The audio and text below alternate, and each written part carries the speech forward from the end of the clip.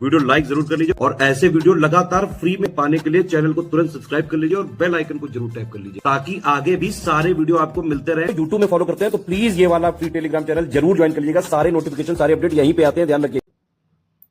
नमस्कार दोस्तों, exam preparation के यूट्यूब चैनल पर एक बार फिर से आप सभी का स्वागत है।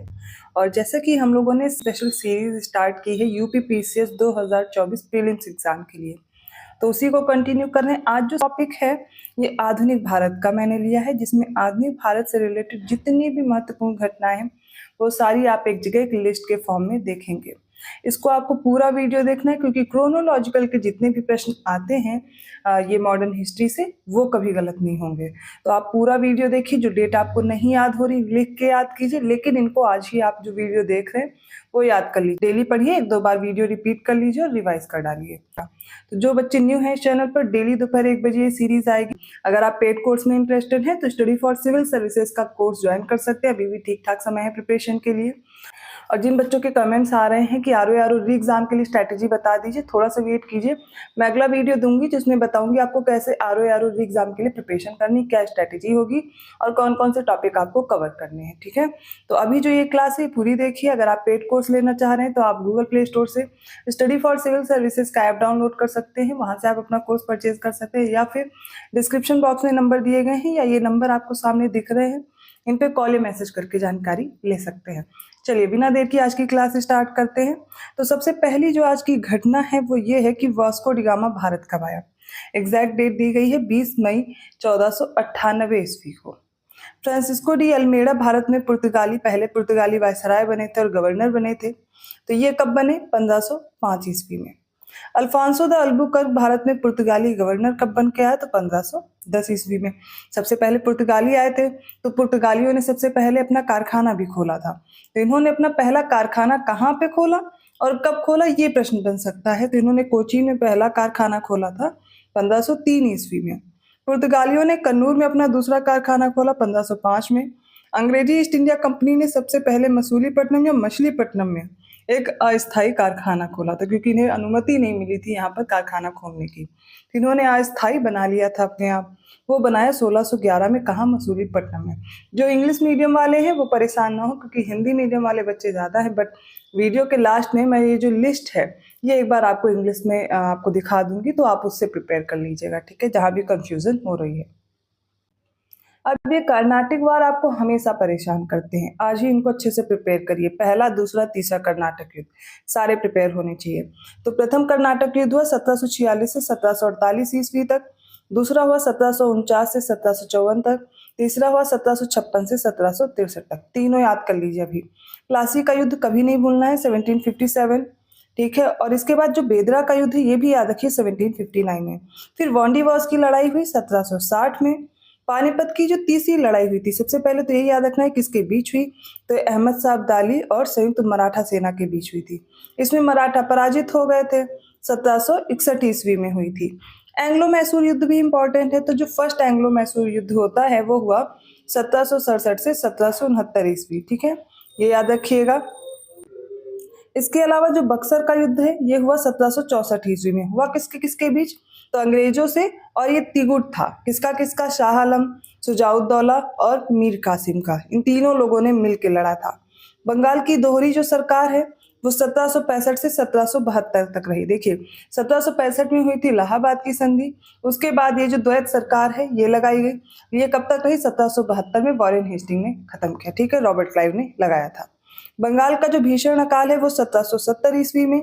वॉरेन हेस्टिंग बंगाल के राज्यपाल के रूप में कब नियुक्त हुआ और बंगाल की दोहरी सरकार का उन्मूलन कब हुआ? तो 1772 से 1773 तक ये रहा, और जो दोहरी सरकार थी, जो ड्यूअल गवर्नमेंट थी, वो हटाई गई वॉरेन हेस्टिंग के द्वारा 1772 में। रेगुलेटिंग एक्ट कब पारित किया गया? 1773 में, जिसने कंपनी के आंशिक रूप से संसद के नियंत्रण में आ गई थी और प्रेसिडेंसी कलकत्ता के नियंत्रण में आ गई थी 1773 में। वॉरेन हेस्टिंग गवर्नर जनरल कब बना और सुप्रीम कोर्ट की स्थापना कब हुई, ये भी देख लीजिए। तो 1773 में वॉरेन हेस्टिंग गवर्नर जनरल बनता है और 1785 तक रहता है, और सुप्रीम कोर्ट की स्थापना भी इसी रेगुलेटिंग एक्ट के तहत हुई थी 1773 के। पहले इसके जज कौन थे ये आप लोग कमेंट करके बताएंगे, पहले मुख्य न्यायाधीश कौन थे। प्रथम आंग्ल मराठा युद्ध हुआ था 1775 से 1782 ईस्वी तक। पुरंदर की संधि हुई थी 1776 ईस्वी में।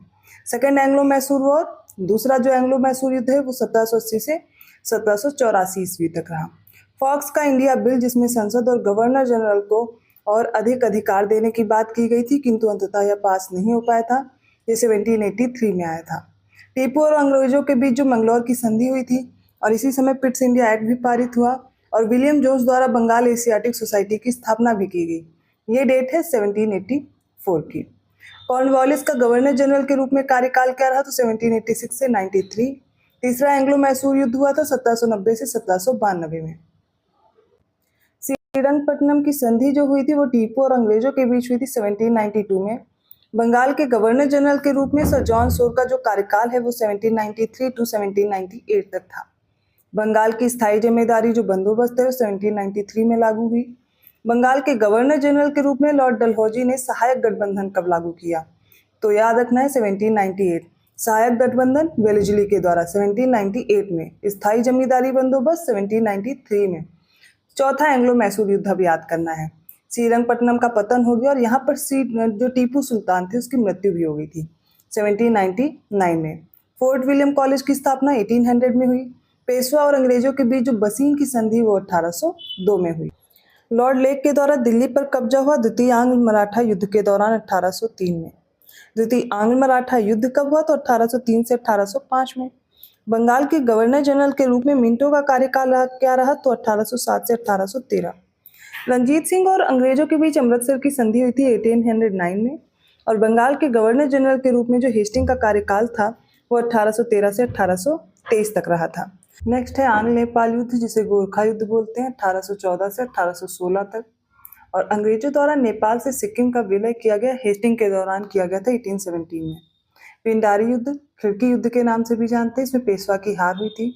और जो तीसरा आंग्ल मराठा युद्ध है वो हुआ किसके बीच, तो मराठों के बीच और ईस्ट इंडिया कंपनी के बीच। अगर समय की बात की जाए तो 1817 से 1818 ईस्वी। अंतिम आंग्ल मराठा युद्ध हुआ 1818 से 1819 के बीच। बंगाल के गवर्नर जनरल के रूप में एमहर्स्ट बेंटिक का जो कार्यकाल था वो 1823 से 1828 तक रहा। प्रथम बर्मा युद्ध कब हुआ, तो ये हुआ 1824 टू 26। बंगाल के गवर्नर जनरल के रूप में एमहर्स्ट बेंटिक का जो पद है वो 1828 से 1835 तक रहा। सती प्रथा का निषेध किया गया 1829 में। कैप्टन स्लीमैन के द्वारा ठगी का दमन किया गया था 1829 टू 37। दोनों इंपॉर्टेंट है, याद रखिएगा। कंपनी का चार्टर अधिनियम 1833 पारित होता है। इसमें जो कंपनी के व्यापारिक अधिकार थे इनका उन्मूलन कर दिया गया था 1833 में। जो मेटकाफ थे इनका गवर्नर जनरल के रूप में कार्यकाल था 1835 से 1836। कलकत्ता में मेडिकल कॉलेज की स्थापना हुई थी 1835 में। ऑकलैंड का गवर्नर जनरल के रूप में जो कार्यकाल रहा वो 1836 से 1842 ईस्वी रहा। और राजा रणजीत सिंह की जो मृत्यु थी वो हुई थी 1839 ईस्वी में। भारत के गवर्नर जनरल के रूप में एलन बेरो का जो कार्यकाल था 1842 से 1844 ईस्वी रहा। भारत के गवर्नर जनरल के रूप में लॉर्ड हार्डिंग का जो कार्यकाल था 1844 से 1848 ईस्वी तक रहा। प्रथम आंग्ल सिख युद्ध और लाहौर की संधि कब हुई, ये याद रखना है, 1845 से 1846। दूसरा आंग्ल सिख युद्ध कब हुआ, जिसमें सिखों की हार होती, पंजाब का विलय कर लिया जाता है और बेथून द्वारा कलकत्ता में एक हिंदू बालिका विद्यालय भी खोला गया था। ये समय था 1848 टू 49 ईस्वी। ठीक है। भारत के गवर्नर जनरल के रूप में डलहौजी का जो कार्यकाल था वो 1848 से 1856 ईस्वी था। दूसरा आंग्ल बर्मा युद्ध 1852 ईस्वी में हुआ। बॉम्बे से ठाणे के लिए सबसे पहले रेलवे खोला गया था और कलकत्ता से आगरा के लिए पहली टेलीग्राफ लाइन चली थी 1853 में। चार्ल्स वुड का जो शिक्षा पर घोषणा पत्र आया था वो 1854 में आया। बिहार में संथाल विद्रोह हुआ था 1855 में। अवध का विलय, भारतीय विश्वविद्यालय अधिनियम और हिंदू विधवा पुनर्विवाह अधिनियम, ये सारे के सारे एक ही समय पर हुए थे, डलहौजी के समय पर 1856 में। भारत के गवर्नर जनरल के रूप में कैनिंग का जो कार्यकाल था वो 1856 से 58 के बीच रहा। 1857 का विद्रोह, जो मेरठ में विद्रोह हुआ, 10 मई 1857 को शुरू हुआ था, ये हुआ 1857 से 1858 के बीच, फिर इसको दबा दिया गया था। कैनिंग का वायसराय के रूप में कार्यकाल कब तक रहा, तो 1858 टू 1862। भारतीय परिषद अधिनियम, भारतीय सिविल सेवा अधिनियम, दंड संहिता का परिचय, ये सब कब हुआ, 1861 में। और जो एल्गिन का कार्यकाल था वो 1862 से 1863 तक। देखिए यहाँ पर कुछ भी समझाने लायक नहीं है, डेट याद ही करना है क्योंकि क्रोनोलॉजी में लगाने को आती है। तो ऐसा नहीं मैं यहाँ पे रुक के आपको सारी डिटेल बताऊंगी, क्योंकि आपको यहाँ पर लिस्टिंग्स के फॉर्म में याद रखना है। डिटेल में आपको देखना है तो मैं ऑलरेडी पढ़ा चुकी हूँ पूरा सब्जेक्ट, आपको पिछला वीडियो देख सकते हैं। इसके बाद एल्गिन का जो कार्यकाल था वो 1862 से 1863 ईस्वी तक है। उन सभी गवर्नर जनरल के इसमें कार्यकाल दिए गए हैं जो अक्सर एग्जाम में पूछे जा सकते हैं, इंपॉर्टेंट है। जॉन लॉरेंस का कार्यकाल था 1864 से 1869 के बीच, और इसके बाद मेयो का कार्यकाल आता है 1872 तक। स्वामी दयानंद द्वारा स्थापित जो आर्य समाज है और वेल्स के राजकुमार की यात्रा होती है 1875 ईस्वी में। वर्नाकुलर प्रेस एक्ट पास हुआ था 1878 में। अडयार मद्रास में थियोसोफिकल सोसाइटी की स्थापना हुई थी 1879 में। वायसराय रिपन का जो कार्यकाल था वो 1880 से 1884 ईस्वी के बीच रहा। प्रथम कारखाना अधिनियम 1881 में आया था। कलकत्ता में आयोजित भारतीय राष्ट्रीय सम्मेलन हुआ 1883 में। इल्बर्ट बिल विवाद कई बार क्रोनोलॉजिकल ऑर्डर में लगाने के लिए आया है 1883 टू 1884 एडी में। और डफरिन का जो कार्यकाल था वो 1884 से 1888 के बीच रहा। भारतीय राष्ट्रीय कांग्रेस का जो प्रथम अधिवेशन था बंबई में आयोजित हुआ, इसकी स्थापना भी 1885 में हुई। महारानी विक्टोरिया की स्वर्ण जयंती मनाई गई थी 20 जून 1887 को। वायसराय जो था लैंसडाउन, इसका कार्यकाल था 1888 टू 94, ठीक है, ये याद रखिएगा। द्वितीय कारखाना अधिनियम आया 1891 में। भारतीय परिषद अधिनियम आया 1892 में। फिर एल्गिन द्वितीय का कार्यकाल आ जाता है 1894 टू 99। रामकृष्ण मिशन की स्थापना होती है 1897 में। कर्जन का कार्यकाल रहता है 1899 टू 1905। बंगाल का विभाजन भी इसी के समय पे हुआ 1905 में। मिंटो द्वितीय था, इसका कार्यकाल था 1905 टू 1910। ढाका में मुस्लिम लीग की स्थापना की गई 1906 में। समाचार पत्र अधिनियम आया था जिसमें तिलक को देशद्रोह का दोषी ठहराया गया था, ठीक है, ये आया 1908 में। Morley Minto reform Indian council act, ये पारित कब हुआ है? 1909 में।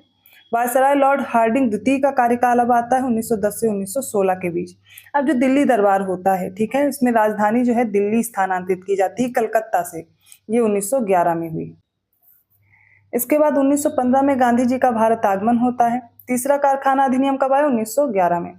होम रूल लीग ने भारतीय राष्ट्रीय कांग्रेस के लखनऊ समझौते पर अखिल भारतीय मुस्लिम लीग, पूना में महिला विश्वविद्यालय की स्थापना, ये सब हुआ 1916 में। मॉन्टेग्यू चेम्सफोर्ड रिफॉर्म या फिर रॉलेट एक्ट कब पास हुआ? 1919 में। दोनों ही 1919 में पास हुए थे।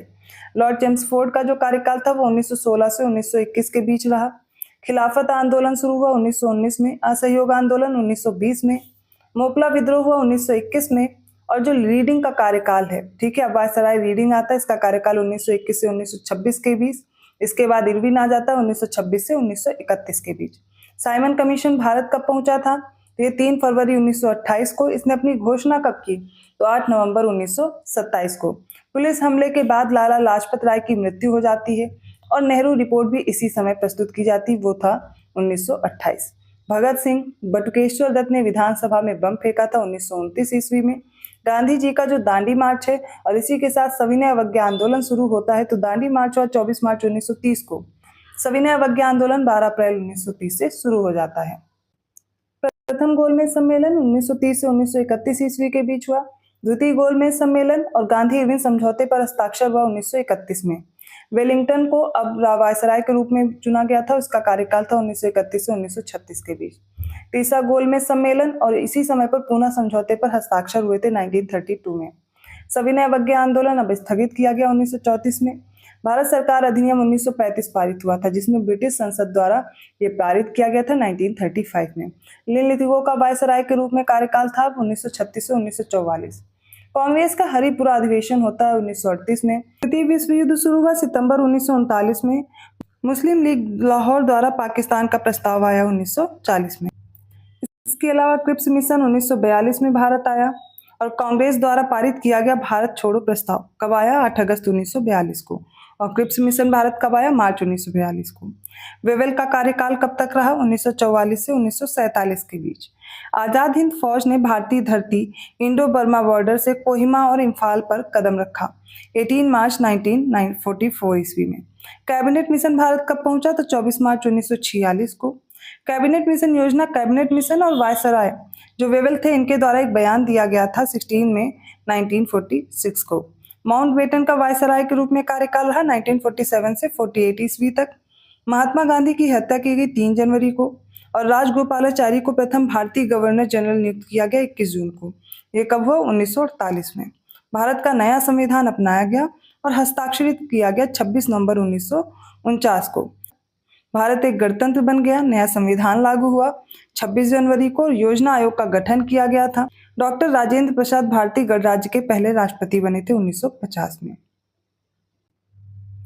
तो ये आधुनिक भारत की महत्वपूर्ण घटनाएं हो गई जो अक्सर एग्जाम में पूछी जाती हैं, और इतना अगर आप प्रिपेयर कर लेंगे तो 1 से 2 प्रश्न जो कि मैच करने को आ सकते हैं या फिर क्रोनोलॉजिकल ऑर्डर में लगाने को आएगा तो आप उनको हल कर पाएंगे।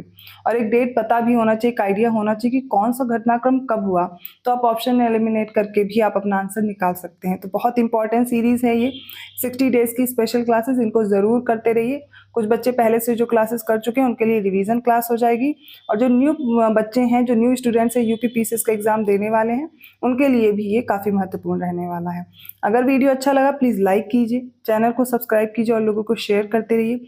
ये सीरीज़ आपको कैसी लग रही है कमेंट करके ज़रूर बताइएगा। ये कुछ घटनाएं हैं आधुनिक भारत की। आधुनिक भारत के और भी तथ्य अगर आप देखना चाहते हैं तो आप कमेंट करके बताइएगा, मैं और भी जो महत्वपूर्ण घटनाएं हैं उनकी डेट मैं मेंशन करके आपको लिस्ट के फॉर्म में करवा दूंगी। इसके अलावा आप पेड कोर्स के लिए इंटरेस्टेड हैं, आप ज्वाइन करना चाहते हैं यूपीपीसीएस की टेस्ट सीरीज या फिर अदर कोई कोर्स, तो आपको क्या करना है, गूगल प्ले स्टोर से एससीएस का ऐप डाउनलोड करना है, और जो भी कोर्स परचेज करेंगे ज्ञान और कूपन कोड अप्लाई करके आप तुरंत डिस्काउंट भी पा जाएंगे। अभी रात को जो टेस्ट सीरीज चल रही वो तो फॉलो ही कीजिए, साथ में full length mock test start हो गया है जो कि पहला हो चुका है, दूसरा सेट आज या कल में आ जाएगा, वो भी आप सॉल्व कर सकते हैं। तो ये जो होंगे 20 टेस्ट, लगभग 15-20 टेस्ट आपको कराए जाएंगे जो आपके एग्जाम के लिए बहुत इंपॉर्टेंट है, फ्री में अवेलेबल कराए जा रहे हैं। तो ज़्यादा से ज़्यादा शेयर कीजिए और अपना रिव्यू जरूर दीजिएगा। मैं मिलती हूँ ऐसे ही कंटेंट के साथ नेक्स्ट वीडियो में, तब तक के लिए धन्यवाद।